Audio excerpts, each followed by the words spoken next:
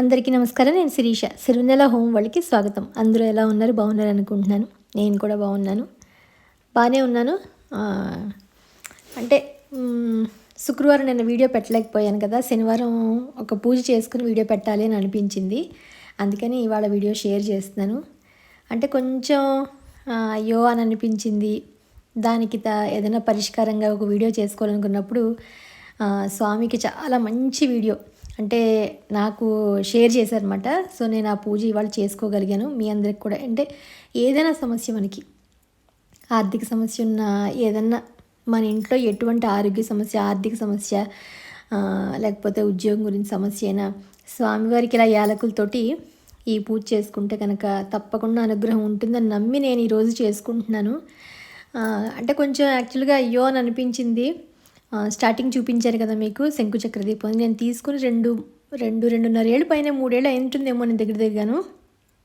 అది ప్రతి శనివారం ఇప్పటి వరకు మానకుండా పెట్టుకుంటూనే ఉంటున్నాము.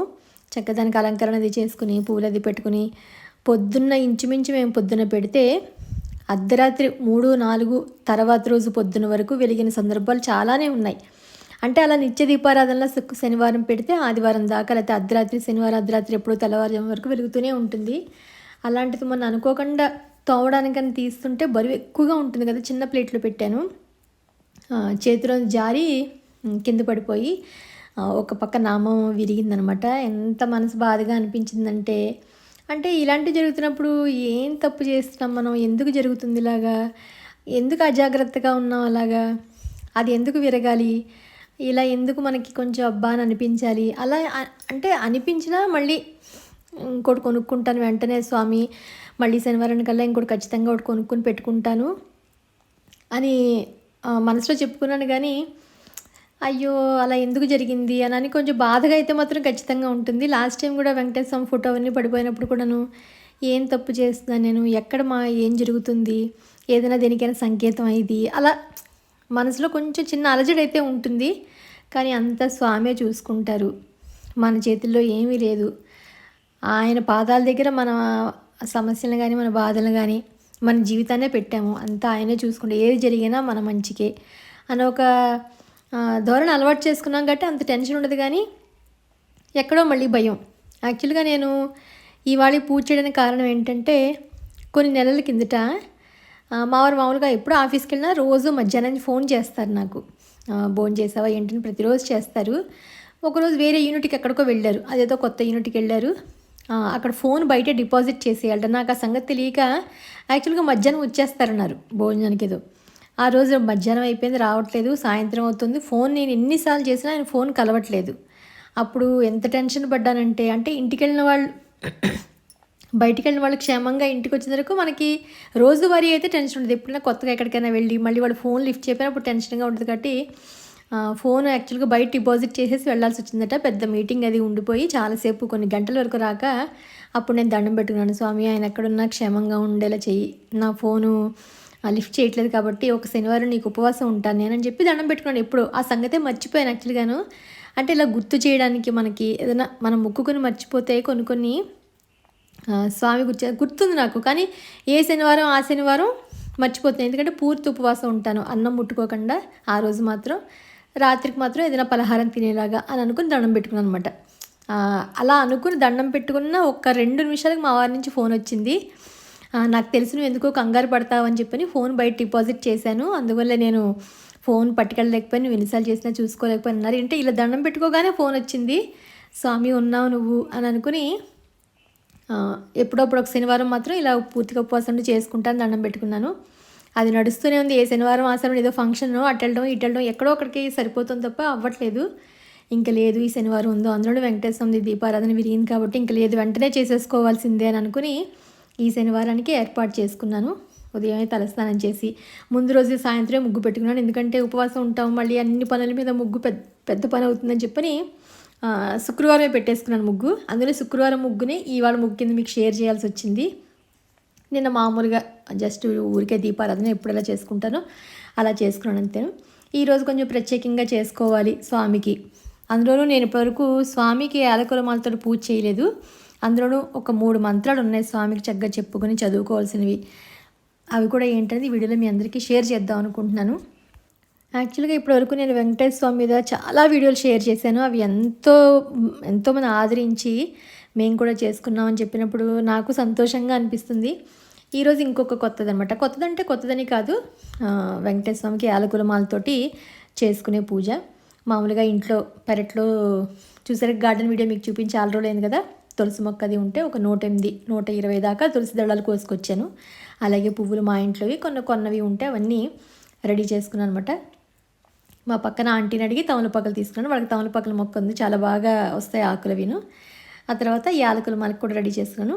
శనివారం కదా, పిండి దీపాలు కూడా పెడదాం స్వామికి ఇష్టమైనవట అని చెప్పని బియ్య పిండి అది కూడా అన్నీ ఆవు నెయ్యి అవన్నీ వేసి తడిపి పెట్టుకున్నాను. అలాగే యాలకుల మాలతోటి రెడీ చేసుకున్నాను. ఒక 27 యాలకులు తీసుకోవాలి మనం. ఏ శనివారం అయినా కూడా మనం వేయచ్చు. మన సమస్య తీరేంత వరకు ఎన్ని శనివారాలైనా వేయచ్చు. లేదంటే ఒక వారం, ఎన్ని వారాలు మనం చేసుకోవాలనుకున్న సంకల్పమే తప్ప ఇన్ని వారాలు అన్ని వారాలు ఏం లేదు. 27 యాలకులు తీసుకుని అవి కొంచెం నీళ్ళలో పసుపు వేసి అవి 1 నిమిషం నానితే చాలు. మరీ మెత్తగా అయిపోతాయి. 1 నిమిషం నానే లోపల మనం ఒక 3 పేటల తెల్లదారం తీసుకుని దానికి పసుపు అంతా రాసి చక్కగా రెడీ చేసుకోవాలి. సూదికి గుచ్చి మాల వేయాలి కాబట్టి స్వామివారికని. నేను ఆల్రెడీ 1 నిమిషం నానబెట్టిన తర్వాత యాలకులన్నీ తీసేసి వాటిని ఒక మళ్ళీ ప్లేట్లోనే వేసుకుని గుచ్చుతూ ఉంటే కూడా ఒక మంత్రం ఉంది, ఆ మంత్రం జపిస్తూ చేసుకోవాలి మనం. ప్రతిదీ ఏది చేసినా స్వామివారికి నీకు ఈ మంత్రం ద్వారా మేము మా మనసుని ఇక్కడ పెడుతున్నాం స్వామి, మా భక్తిని ఇక్కడ ఇస్తున్నాం, నీ దగ్గర పాదాల దగ్గర పెడుతున్నాం స్వామి అని అనుకోవడం అంతే. ఓం నమో నారాయణాయ, ఓం నమో నారాయణాయ అనుకుంటూ ఒక్కొక్కటి 27 మనం నామస్మరణ చేస్తూ గుచ్చడమే మాలని. ఓం నమో నారాయణాయ, ఓం నమో నారాయణాయ అనుకుంటూ గుచ్చి ఎలాగో వెంకటేశ్వర స్వామి లక్ష్మీదేవి ఉంటారుగా నాకు ప్లేట్లోను, ఇద్దరికి కలిసి వచ్చేలాగా అన్నట్టుగా నేను ఇద్దరికి కలిపి వేసేసాను అనమాట. ఎందుకంటే అమ్మవారి అయ్యవారి ఇద్దరు కలిపి చేసిందే పూజ ఫలితము. లక్ష్మీ పద్మావతి సమేత శ్రీ వెంకటేశ్వర స్వామి నమః అని అనుకుంటాం కదా మనం. అలా ఇద్దరికి వచ్చేలాగా మాలైతే వేసాను అనమాట. చెప్పానుగా, ఈ మాల ఎవరైనా వేయచ్చు. అంటే ఎటువంటి సమస్య ఉన్నా మన సమస్య తీరాలి స్వామి, నీదే బాధ్యత, నువ్వే మాకు ఇందులోంచి గట్టెక్కించాలి అని అనుకుని మనం నమ్మి స్వామికి యాలకుల మాల వేస్తాము. ఈ యాలకులను మళ్ళీ ఏం చేయాలంటే మళ్ళీ వచ్చే శనివారం దాకా ఆ యాలకులను అలాగే అట్టుపెట్టి మళ్ళీ వచ్చే శనివారం మీరు చేసుకుంటానన్నప్పుడు యాలకుల మాల తీసేసి మనం వాటిలో ప్రసాదాలు హ్యాపీగా, ప్రసాదం కాకుండా మనం ఏదైనా ఇంట్లో స్వీట్ అవి చేసుకున్న వాటిలో అయితే వాడుకోవచ్చు. మళ్ళీ కొత్త యాలకులు ఇంకొక 27 తీసుకుని మళ్ళీ మాల గుచ్చి మళ్ళీ వేసుకోవాలి స్వామికి. అలాగే పిండి దీపాలు మంచివని చెప్పి నేను పిండి దీపాలు కూడా పెట్టాను. ఒక 7 ప్రమిదలు వచ్చేలాగా కొంచెం గుంటది ఉండేలాగా బియ్య పిండిలో కొంచెం బెల్లం పొడి, ఆవు నెయ్యి, ఆవు పాలు లేకపోతే గేదె పాలు లేకపోతే నీళ్లు, ఏది మనకి ఆ టైంలో పెట్టుకోవాలనుకున్నప్పుడు మీకు ఏది అవైలబుల్గా ఉంటే దాని ప్రకారం కలుపుకొని ముద్ద చేసి పెట్టుకుని ఒక 7 దీపాలు వచ్చేలా చేసుకుని ఇలా గుంటలా పెట్టుకుని నామం, వెంకటేశ్వర నామం పెట్టుకున్నాను గంధంతో కుంకుమతో. ఎందుకంటే చక్కగా స్వామి నామాలతో వెలుగుతూ ఉన్నట్టుంటే బాగుంటాయి కదా. ఎప్పటి నుంచో పెట్టుకుంటూనే ఉన్నవే అందరూ. నేను కూడా అలాగే ఇంతకుముందు వీడియోస్లో కూడా పెట్టుకుంటున్నాను. 7 శనివారాలు పూజ చేసినప్పుడు, డబ్బులతో మాల వేసినప్పుడు, అలా పిండి దీపాలు ప్రతి వారం పెట్టుకున్నాను. ఒకటైనా పెట్టుకోవచ్చు, పెంచుకుంటూ కూడా వెళ్ళచ్చు, లేకపోతే 7 పెట్టుకొని కూడా చేసుకోవచ్చు. మన శక్తి, మన భక్తి అంతే. ఇందులో ఇలాగే అని ఏం లేదు. అంటే యాలకులు మాత్రం కంపల్సరీ వేసుకోవాలి. అలాగే కింద తమలపాకులు వేసి 7 ప్రమిదల్ని చక్కగా పెట్టేసుకుని దాంట్లో ఆవు నెయ్యితో దీపారాధన చేసుకుంటే శ్రేష్టం మనకి. మామూలుగా అయితే వెంకటేశ్వర దీపారాధన పెట్టుకుంటే అందులో నువ్వుల నూనె వేసుకుని 7 ఒత్తులు పెట్టి వెలిగించుకుంటూ ఉంటాను. లేదు కాబట్టి ఇలా 7 పిండి ప్రమిదలు పెట్టుకుని తర్వాత ఇంకొక 2 దీపాలు వెనకాల పెట్టాను. ఆ తర్వాత పెట్టుకున్నాను అనమాట. స్వామివారి దగ్గర కూడా దీపం పెడదామని. ముందు నేను యాక్చువల్గా ఈ 7 దీపాలు అని అనుకున్నాను.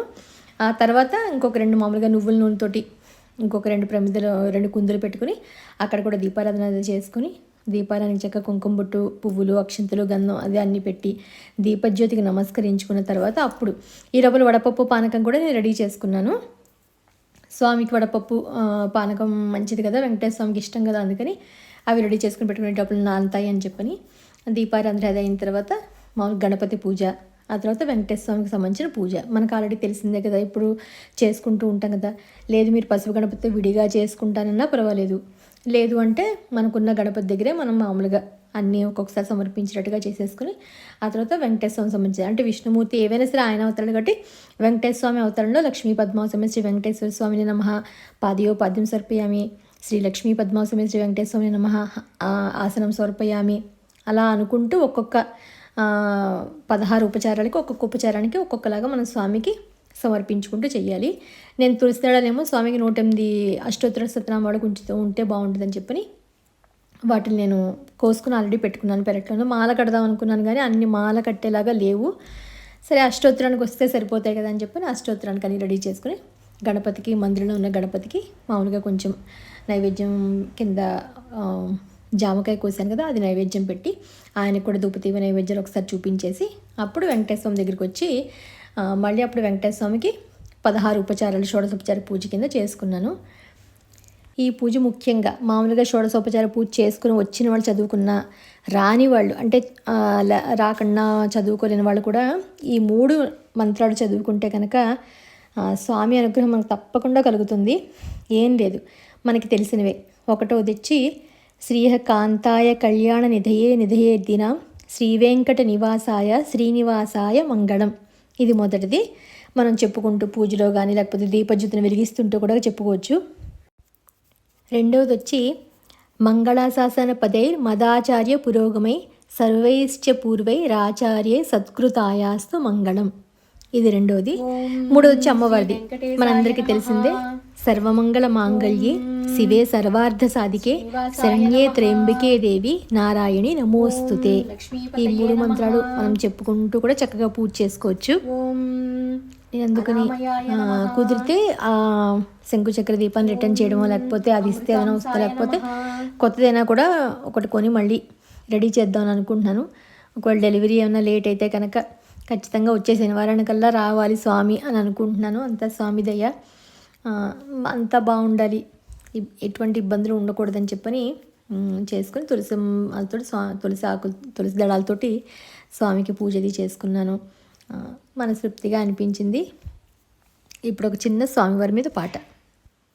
శరణు శరణు సురేంద్ర సన్నుత శరణు శ్రీ సతి వల్లభా శరణు శరణు సురేంద్ర సన్నుత శరణు శ్రీ సతి వల్లభా శరణు రాక్షస గర్వ సంహర శరణు వెంకటనాయక శరణు రాక్షస గర్వ సంహర శరణు వెంకటనాయక శరణు శరణు. కమలధరుడును కమలమిత్రుడు కమలశత్రుడు పుత్రుడు క్రమముతో మీ కొలువుకిప్పుడు కాచినారెచ్చరికయా శరణు శరణు.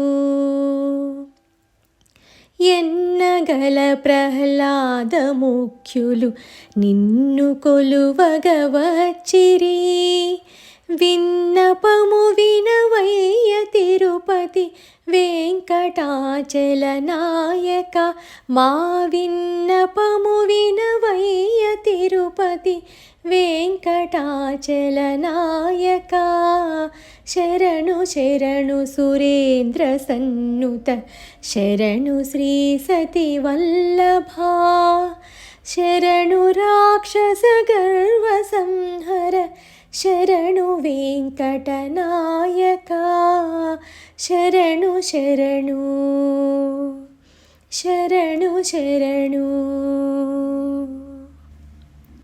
ఈరోజు శనివారం రోజు నేను స్వామికి ఇలా పూజ చేసుకోగలను. అంతా బాగుండాలి, అందరూ బాగుండాలి, సర్వేజన సుఖినోభవంతోనే మనస్ఫూర్తిగా కోరుకుంటున్నాను. మా మనసులో ఉన్న కోరికలన్నీ స్వామి దగ్గర పెట్టాము. ఆయనే తీర్చాలి, ఆయనే చూసుకోవాలి, అంతే, అంతకన్నా ఏం లేదు. ఈరోజు అయితే చక్కగా ఇలా పూజ చేసుకున్నాను. ఇవాళ మా అమ్మాయి యాన్యువల్ డే కూడా ఉంది సాయంత్రం. మళ్ళీ మిమ్మల్ని ఒక మంచి వీడియోతోటి మండే కలుస్తాను. అంతవరకు బాయ్.